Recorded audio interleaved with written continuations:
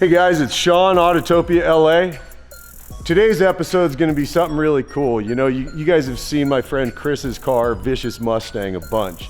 We've shown a fair amount of content on this car, but what we've never done is we've never actually taken anyone completely through the car. This car unveiled at SEMA 2016, but the lead up to SEMA 2016 was 9 months of intense building. 10,000 man hours went into this car in 9 months time to get it prepped and ready to go for its big unveil at SEMA.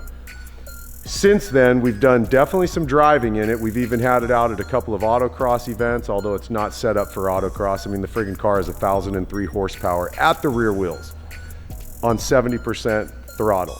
So what we're gonna do today is cut back and forth in this video to different clips we have of the car being driven on autocross, on streets, and I'm gonna walk you guys through heavy detail on this car. I want you to understand just how much technology went into this. And something the builder, Jason from Timeless Custom, said from the get-go was that in this car, form is gonna follow function. The intent of this car is to have it inspired at 9/10 race car and 1/10 street car. So there's enough street car in it to get a license plate on it. The rest of it's a full-blown race car. And since it's a full-blown race car, I really wanna take you guys through this thing. Any of you that are into details, you're into design, you're into mechanics, you're into making a ton of horsepower, you're gonna dig this today. All right, you guys, so here we go. Let's do a walkthrough, man.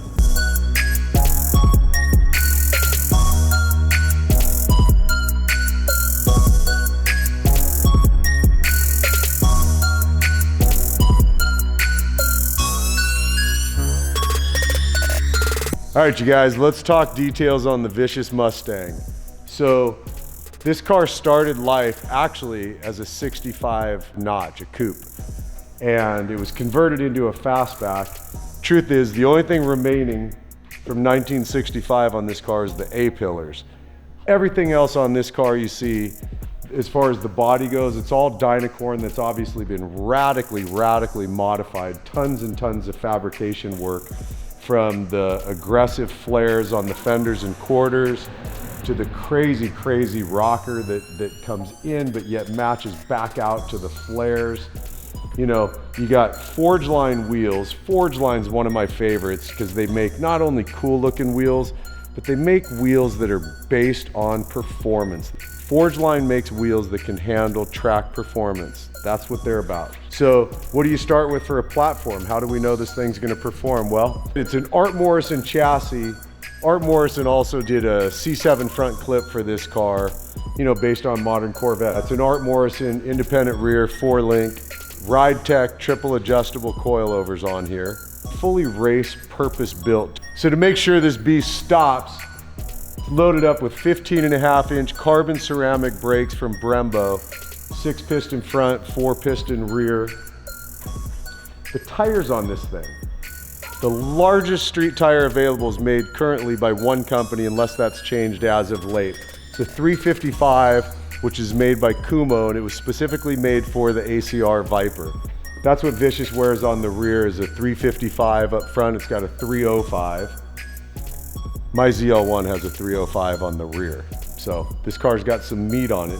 Again, to deal with the amount of horsepower. What's going on for a power plant? Starts with the 5.1 Illuminator motor, the Voodoo motor, you know, that's in the GT350Rs. But knowing that this car was gonna get so much pushed through it, all the internals were rebuilt on this car. This car's been bored, pushed like crazy. This motor's punched out like insane, because they knew they were gonna need internals strong enough to deal with what was coming, which is a Magnuson supercharger on it. Now the supercharger's there at running at about 10 pounds to give you the super hardcore low end grunt. But then to kick in for the top end, the car's got two 66 mil turbos from Precision Turbos. So this car is a compound charge car. It's supercharged and twin turboed. Completely nuts, right? The dyno had us at 1,003 horsepower at the rear wheel, 780 foot-pounds of torque. 780 foot-pounds of torque. But it's currently programmed at 70% max throttle. Anything more than that could be hazardous to your health. This car obviously is a total animal.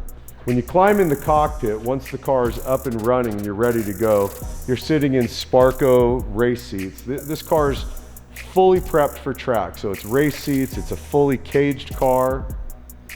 You've got the 5-point harnesses, Sparco quick release wheel. This car is a sequential 6-speed transmission, but to make the shifting even faster and never have to remove your hands from the wheel, this car is paddle shifted. The way to make the paddles work is it's actually air shifted. The air compressor pushes the air through, makes the shift happen, currently programmed at 2.5 milliseconds. 2.5 milliseconds. So as fast as you pull and drop the paddle, the car's already shifted before you've released the paddle. It's got a full fire suppression system on it. You can see it when we look through the back of the car. There's a big extinguisher there. Car runs on E85, which, you know, has a tendency to be a fairly corrosive form of fuel, although it does allow you to produce a lot of power. And let's be honest, it's made out of corn. Pretty cool. In the front of the car, you see 2 open vents sitting next to the headlights. Air comes in and it makes this turn here, and then it drops down to the brakes to make sure the brakes are getting air on them. You got modified Ring Brothers hood hinges, because they kind of make the best hood hinges on the market. These ones had to be tweaked a little bit to deal with the inner part of the hood and where it drops down into the wheel well. You see in the rear of this car this bordering on ugly diffuser, right? It's not an attractive diffuser like what you might see on a 488 or, you know, something of that nature. But again, its function, it's to create downforce without having to put a wing on the car to really detract from the lines of it. And then one of the most controversial parts of this car, without question, is that other than a couple of little bits inside the interior, it's red. Not only is it red, it is the brightest red available. We searched the world for the brightest red leather. This is what we got. It's got 6 radiators on it to make sure everything stays nice and cool.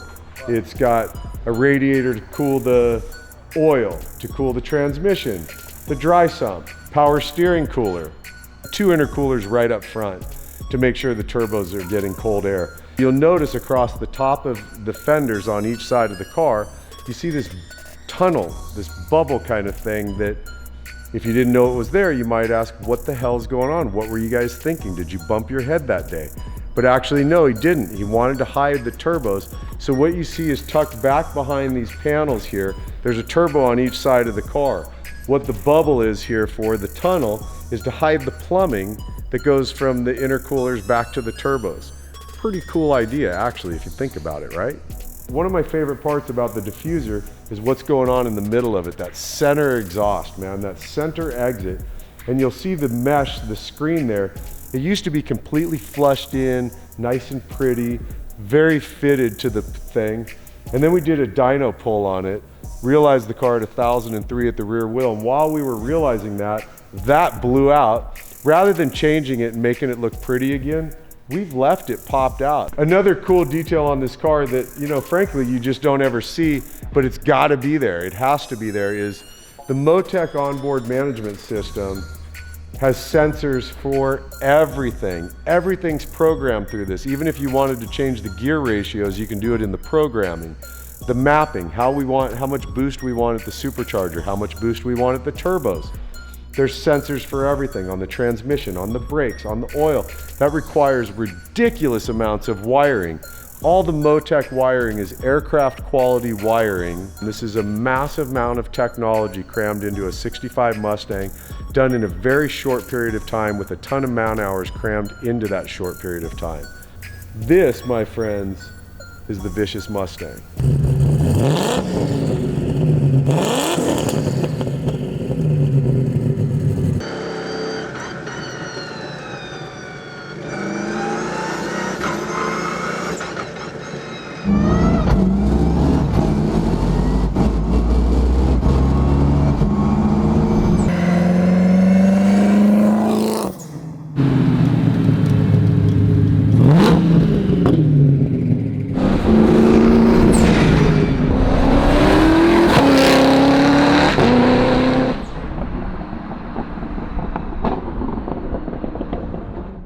All right, you guys, that is why we call this the Vicious Mustang.